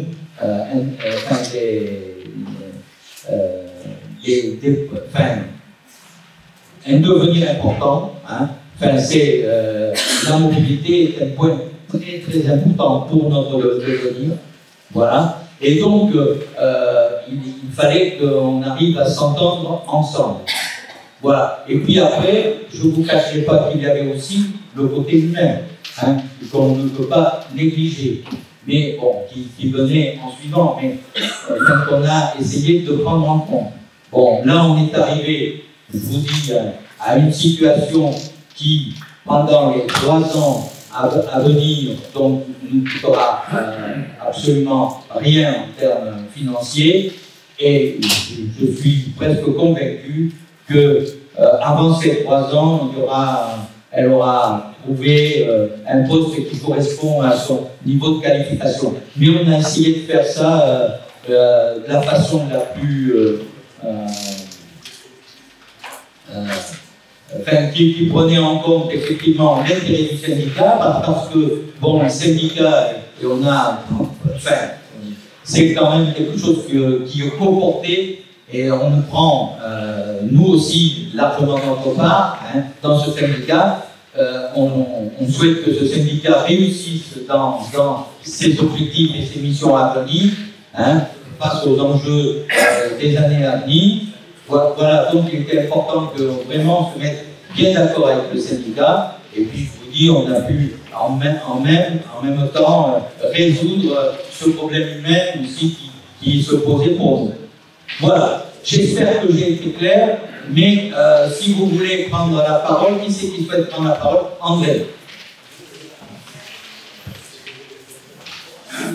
Juste une question, vous avez dit que dans les conditions qui ont fait que le syndicat n'ait pas pu conserver cet agent, vous avez parlé du budget, donc aujourd'hui vous dites que la communauté de communes dont la prend le cadre à plus, le salaire, vous dites que le syndicat doit rembourser, mais s'il n'avait pas les moyens il y a 2 mois, je ne vois pas pourquoi il y aurait des moyens. Non, c'est pas une question de moyenne, c'est une question que le statut propre de l'agent ne correspondait pas effectivement au poste. En tant que mise à disposition, ça correspond. Ah mais oui, parce que là, elle va être une mise à disposition et ils le mettront. Ah oui, c'est ça. Je ne suis pas vice-président. Ah ouais. Non, non.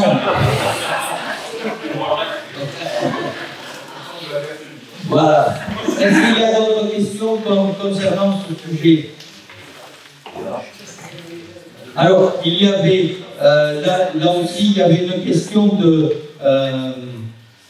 Cathy Bertin qui disait, la question, je relève que l'agent est mis à disposition au 1er novembre 2023. Lors de la commission, il ne me semble pas que cela ait été évoqué. J'ai compris que son mouvement a été fait au 1er juillet 2023, était invalidé par la sous-préfecture. Mais j'ai peut-être fait une info. Selon moi, si la convention est à effet du 1er juillet 2023, cela signifie que la rémunération est prise en charge par la CDC du 1er juillet au 1er octobre. 31 octobre. Mais en fait, la réponse est la suivante, c'est-à-dire que non, parce que le recours du préfet est gracieux et non suspensif. Donc, et ne concerne que les actes du syndicat. Les actes sont liés à la mutation. Les actes liés à la mutation, vous avez bien compris, sont abrogés. Ce qui signifie que leur disparition pour l'avenir est non rétroactive. La charge financière et les traitements dus à cet agent jusqu'à cette date incombent donc bien au syndicat en totalité. Voilà. C'est bon? Tout le monde a... J'ai essayé d'être... mais c'est pas toujours facile. Bon. Donc je vous invite, s'il n'y a pas d'autres questions, chers collègues, je vous invite à voter. Le scrutin est ouvert.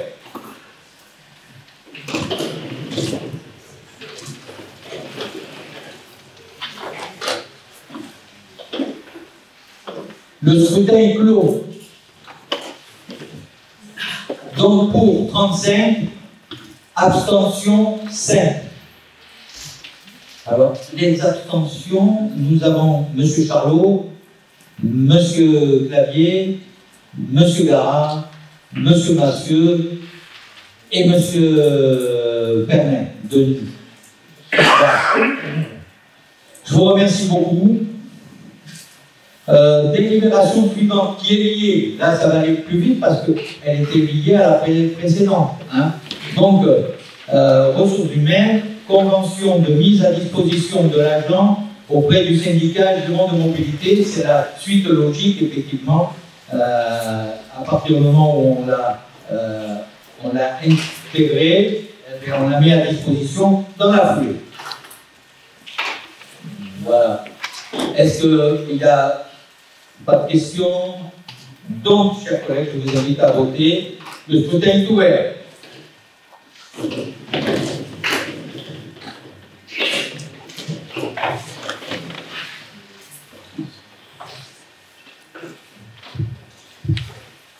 Daniel, voilà, et Françoise,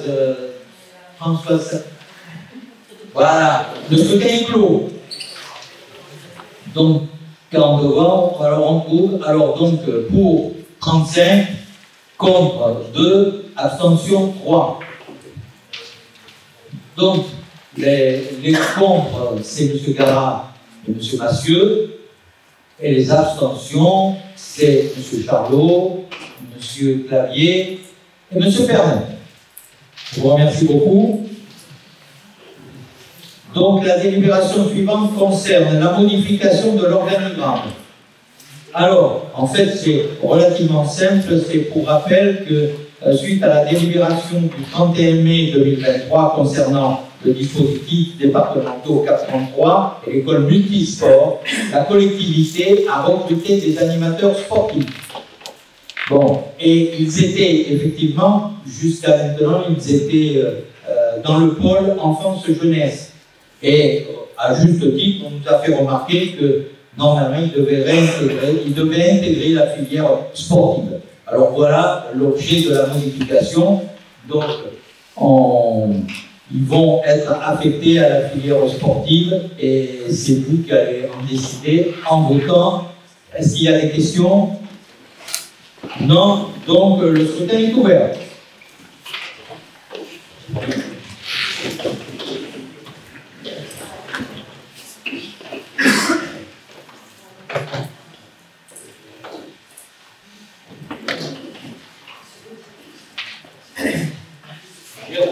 Voilà. Le scrutin est clos. 40 voix pour. Je vous remercie beaucoup. Donc, on passe aux délibérations suivantes qui vont concerner les finances. Et je passe la parole à mon collègue Dominique. Bien, pour ne pas parler, monsieur, passer une mauvaise soirée. Je pourrais prendre ses souhaits, je vais le faire debout. Hein. Bien, donc, quelques délibérations qui sont les prémices de la phase budgétaire dans laquelle on va rentrer. Alors, premièrement, c'est des admissions en non-valeur et créances éteintes. Il y a 4 délibres, 18, 19, 20, 21, donc je ferai le même commentaire. Hein. On fera un vote, bien sûr, par budget. Pour autant, c'est la même chose. Alors, ces chiffres nous ont été communiqués par les services de la DGFiP, vous en avez d'ailleurs peut-être eu en commune. Ça correspond à des produits complètement irrécouvrables qui proviennent de liquidation judiciaire ou de redressement personnel. Donc concrètement, c'est des sommes qui sont pour nous de la perte sèche. Juste une chose, en termes budgétaires, vous savez qu'en début d'exercice, on crée des provisions en hauteur minimum de 15% sur les créances en cours. Donc ces sommes que vous avez sur les délits sont couvertes par les provisions qu'on a créées. Je ferai néanmoins un commentaire sur ce qui concerne les budgets OM de Podensac pour lesquels on a 2952,51 et pour celles OM Garante 5467,10. Avant qu'on me pose la question ou qu'on me fasse la remarque qui serait totalement justifiée, bien entendu, ça ne nous dévoile pas des créances douteuses que nous avons à traiter et qui sont à hauteur de plusieurs centaines de milliers d'euros et sur lesquels on va travailler avec Laurent Dubreuil pour essayer de récupérer un maximum sur ces zones-là. Là, on est vraiment sur ce point particulier. Est-ce que sur ces 4 délibres, bon, on va les voter après, vous voyez, c'est des sommes sur le principal, 120, 47, 173, 80 sur le 100, 2952, 51 sur Podensac et 5471,10. Vous avez d'ailleurs l'état de créance par créance dans les annexes. Il n'y avait pas les noms, mais il y avait le détail des sommes. Donc s'il n'y a pas de questions, on va passer au vote mécanique. On passe la parole au président. Donc, sur la délibération 18, adoption des admissions en non-valeur et créances éteintes sur le budget principal. Est-ce qu'il y a, donc s'il n'y a pas d'intervention, je vous propose le vote est ouvert.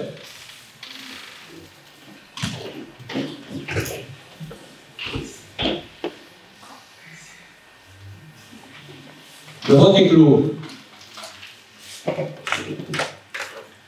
40 pour, je vous remercie. On vote dans la foulée, voilà. Voilà, 19 finances, donc là on est sur pareil, soumission, admission en non-valeur et créance éteinte sur le budget annexe SPANC. Donc le vote est ouvert.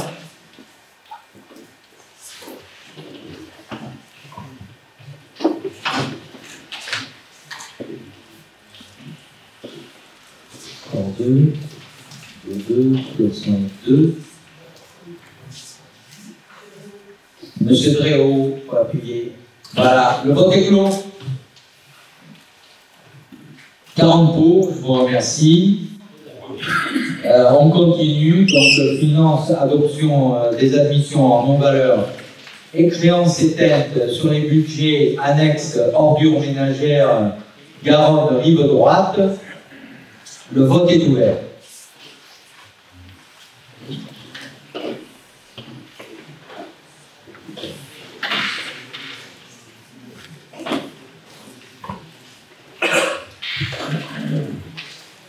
Maryse et Maggie. Le vote est clos.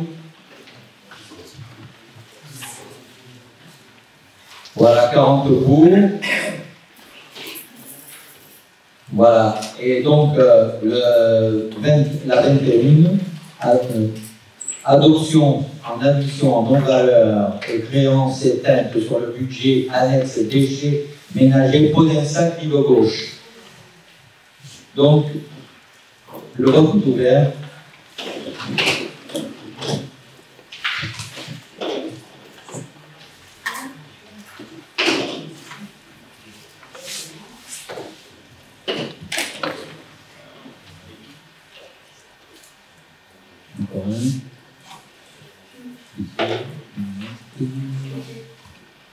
Voilà, le vote est clos. Voilà, 40 voix pour, je vous remercie beaucoup. Donc, finance, budget principal, on vote, approbation d'une décision. Non, tu vas expliquer. Voilà. Vas-y. Ah ouais, non, on était parti très pour. Bien, alors ça c'est des décisions modificatives au budget. On va commencer par le principal. Ça touche à la fois la section investissement en partie de dépenses supplémentaires, et également sur la section fonctionnement où il y a des dépenses et des recettes. Alors, dans le détail sur la section investissement, quelques dépenses imprévues qui arrivent en cours d'exercice, c'est assez classique. Il y a 5150 pour le remplacement des fenêtres de la cuisine de la maison à Portets, de la maison de d'enfants. Il y a 3800 € pour la climatisation de l'AMA de Portets, qui est fait. Il y a 12 022,80 pour la peinture du préau de la Prégnat. Alors, ensuite, on a 41 000 € pour le financement annuel du projet Oméga sur le territoire. Là, c'était une dépense qui était prévue, on la connaît, d'ailleurs, elle est récurrente, elle ne sera pas que cette année. On a eu un problème technique quand on a changé de logiciel. Il y a quelques lignes qu'on sautait, dont celle-là. Donc voilà, on la remet pour régularisation. Et on a également 40 000 € pour l'étude du programmisme pour le gymnase de Cadillac, dont Jérôme vous a parlé tout à l'heure, donc je n'ai pas de commentaire particulier à faire, si ce n'est qu'on a fait une prévision de 40 000, mais le DGS a pris des engagements très forts pour que ça coûte beaucoup moins cher. Je prie bien vouloir le noter. On l'a pas. Donc, l'ensemble des dépenses reprend une somme de 101 972,80 qu'on va effectivement équilibrer par un virement de la section de fonctionnement. Alors, en ce qui concerne la section de fonctionnement, il y a des recettes imprévues, mais ça, c'est plutôt des bonnes nouvelles, qui sont de deux ordres. Il y a 100 000 € qui correspondent à l'encaissement du versement mobilité depuis le mois d'août. Donc ça, c'est une écriture assez neutre, puisqu'on rend 100 000 € à l'inverse au syndicat mobilité dans la foulée. Si ce n'est qu'on peut faire un commentaire, c'est-à-dire que 100 000 €, c'est sur 5 mois. Si on fait une projection à 12 mois, on est sans doute un peu au-delà de 200 000. Donc c'est quand même une fiscalité qu'on prend sur les entreprises de notre territoire et quelques collectivités territoriales d'ailleurs, dont Convergence Garonne. Donc il faudra que, et j'en fais partie de ceux qui sont syndicats, on défend chèrement nos intérêts, parce qu'effectivement, on a une cotisation qui est significative, d'autant plus qu'on applique un taux de 0,5, alors que nos deux compars sont à des taux de 0,25, donc il serait bon qu'il y ait des ajustements, des actions tangibles sur le territoire. Je ferme la parenthèse. Donc, dans les recettes supplémentaires, il y a 28 400 de subventions pour le service petite enfance et 4 025 de subventions pour les centres de loisirs.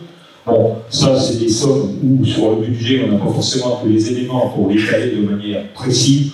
Donc, ça vient en régularisation au fur et à mesure qu'on fournit les états. En ce qui concerne les dépenses imprévues, donc on retrouve les 100 000 € qu'on a encaissés en recettes, donc on les redonne, on les revire au syndicat mobilité, donc ils apparaissent sur la colonne dépenses. On a les 5 972,82 qui sont le virement de la section sur la section investissement pour l'équilibré, on l'a vu tout à l'heure. Ensuite, nous avons 37 712 de subventions complémentaires pour la crèche Crocolute de Céron. On a déjà, sur cette crèche-là, on a fait un virement initial, une allocation initiale, pardon, dont on avait toujours dit qu'elle serait sans doute pas à la hauteur de la dépense réelle, mais qu'on voulait vraiment voir où c'était, puisqu'on avait trouvé une situation sur cette association, je vous rappelle, en 2023-2024, en début de mandat, elle avait une trésorerie très forte, qu'on avait un peu asséchée en diminuant nos subventions. Bon, on est peut-être les seuls qui va, il y a un effet balancier, il en manque. Ceci dit, effectivement, pour que, dans la perspective du budget, notre DGS a demandé à cette association de nous présenter un compte de trésorerie le plus ajusté possible en fin d'année, de façon à ce qu'on ait une subvention qui correspond pratiquement à ce qu'il faut, qu'on n'ait pas de mouvement de ce type, parce qu'il faut qu'on ait un budget le plus sincère possible. Suite des dépenses, on a 24 000 de cotisations au pôle territorial d'urbanisme Sud-Gironde. Pour vous dire, c'est un oubli de notre part, parce que ce n'est pas quelque chose qu'on a découvert, parce que aussi le financement du pôle, ça, c'est récurrent, mais c'est passé au travers. C'est vrai que les conditions dans lesquelles on a fait le budget n'étaient pas forcément très satisfaisantes, mais on en parlera pour le budget prochain sur la méthodologie qu'on va employer.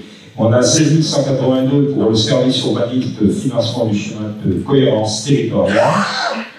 Il y a 11 000 € de remboursement à l'Office de tourisme de Montesquieu, et c'est ce que vous évoquez tout à l'heure, Thomas, sur les actions du collectif Sud-Gironde, qui a travaillé sur des actions de formation et puis sur la marque Sud-Gironde, la Gironde du Sud. Donc on contribue à hauteur de 11 000 €. Ensuite, il y a 2 725 pour le service culturel, c'est les droits d'auteur à reverser. Il y a 14 651,30 pour les centres de loisirs. C'est des actions de formation essentiellement. 3 066,84 pour les actions en faveur de l'enfance et de l'adolescence. Et il y a même 50 € pour l'adhésion annuelle à Gironde Ressources Numériques, qui va être également oublié dans le budget, mais tant qu'on dit 50 €, c'est pas trop grave. Donc, in fine, les dépenses imprévues non inscrites au budget, ça représente un total de 329 324, dont 100 000 € de versement mobilité et 101 000 de virement de la section d'investissement. On a réajusté des dépenses programmées qu'on a rajusté à hauteur de moins 17 765 pour caler. Et puis, on a pris sur le budget principal sur le compte, puisqu'on avait 1 million pour faire face aux aléas de gestion, ce qui fait que toute écriture confondue sur ce chapitre et ce compte de gestion, il restera à toutes ces régularisations 834 903,20 après financement de toutes ces opérations. Voilà ce qui se passe sur le budget principal. Est-ce qu'il y a des questions? Si on n'a pas, il y a le président qui peut faire voter. Bon, apparemment, il n'y a pas de questions. Donc, chers collègues, je vous invite à voter. Le scrutin est ouvert.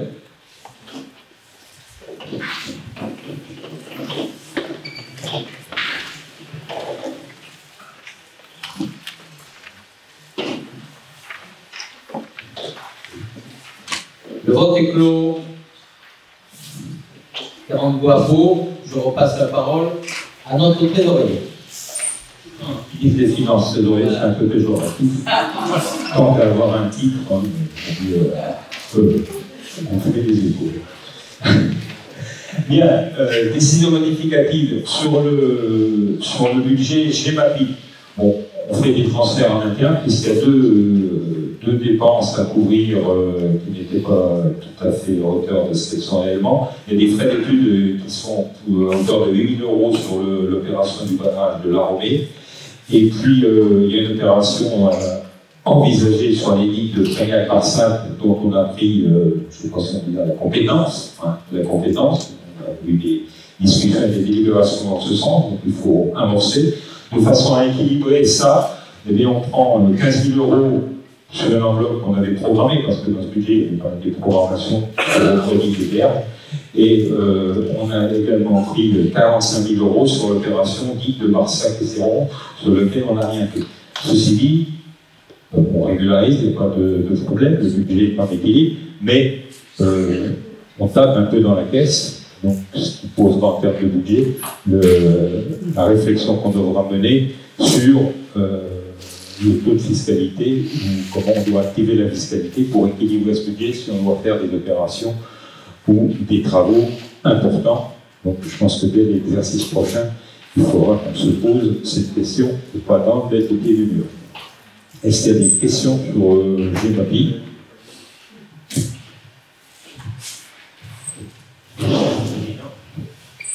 Donc, s'il n'y a pas de questions, je déclare le scrutin ouvert.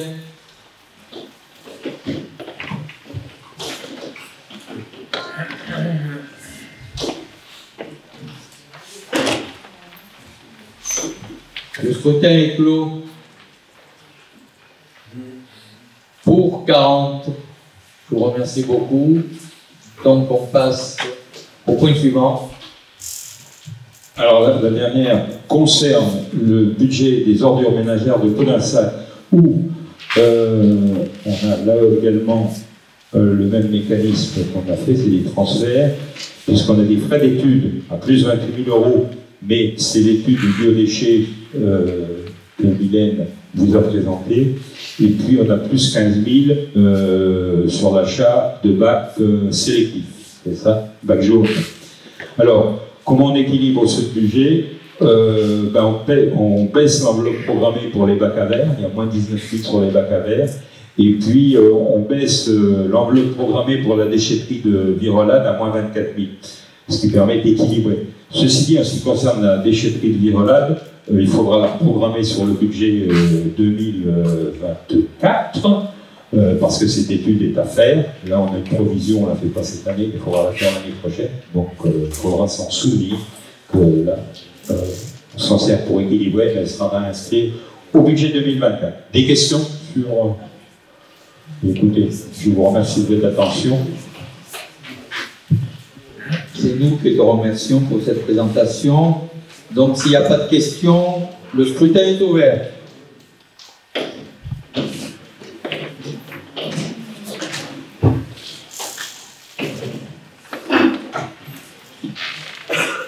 Le scrutin est clos. Donc, 39 voix pour et non votant. Ah bon?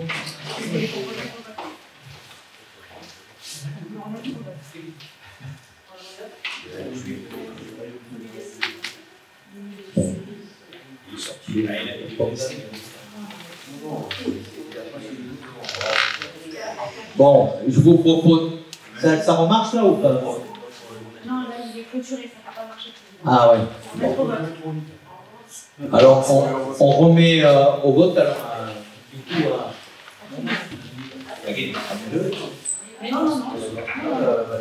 on le remet au vote. Ben oui, c'est tout. Bon. Ben alors on le remet. Donc on annule le précédent et on le remet. On peut y aller. Ah ouais.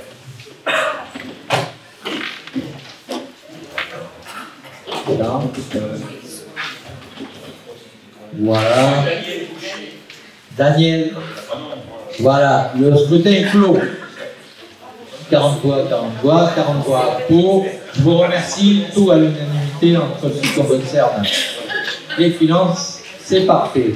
Donc le point suivant concerne le marché public. C'est une autorisation de signature du marché de suivi, animation d'une coopération programmée d'amélioration de l'habitat, le PAH, vous savez, renouvellement urbain et opération de restauration immobilière Bourg-Centre. Et je donne la parole à notre vice-président Alain Kérès. Merci Président, bonsoir à tous. Donc pour mémoire, donc, nous avions engagé donc, une étude pré-opérationnelle à la mise en place de cette OPH sur le territoire qui avait été conduite donc, par le bureau d'études Ville Vivante qui s'était terminé fin 2022. Nous avions fait un premier appel d'offres donc au printemps que l'on a considéré comme infructueux compte tenu des montants annoncé par les candidats, en fait, qui s'élevait à 1,2 million, qui était bien au-dessus de ce qu'on avait estimé, puisqu'on a ajouté une enveloppe de 850 000 euros environ. Voilà, donc un deuxième appel d'offres a été lancé donc, le 18 juillet 2023. Donc il y a eu deux candidats pour cet appel d'offres qui ont répondu. C'est l'entreprise, le bureau d'études SEGAT et l'association Solia. La commission d'appel d'offres s'est réunie le 17 octobre et a attribué donc, le marché à l'association Solia comme étant donc, la réponse la plus avantageuse. Donc, bon, avec un total de points de 80,8 sur 100 pour Segat et de 92 points sur 100 pour Solia.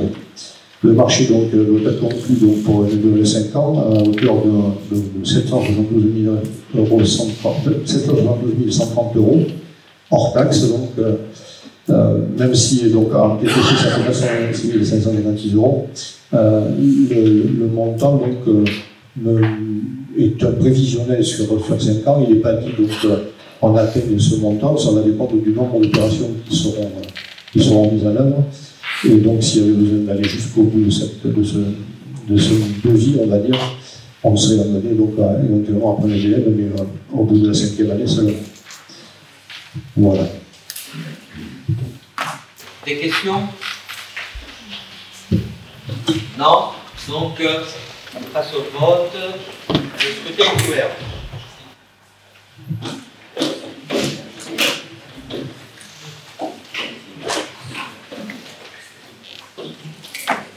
Voilà, 40, le vote est clos.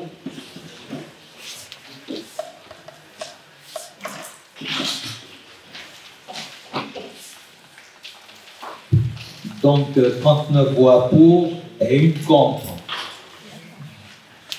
La voix contre, c'est Madame Dos Santos. Voilà.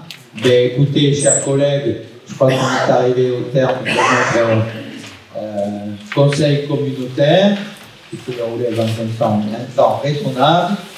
Je vous remercie beaucoup de votre attention. Et donc, je vous invite au prochain conseil communautaire qui aura lieu le 29 novembre. Merci beaucoup.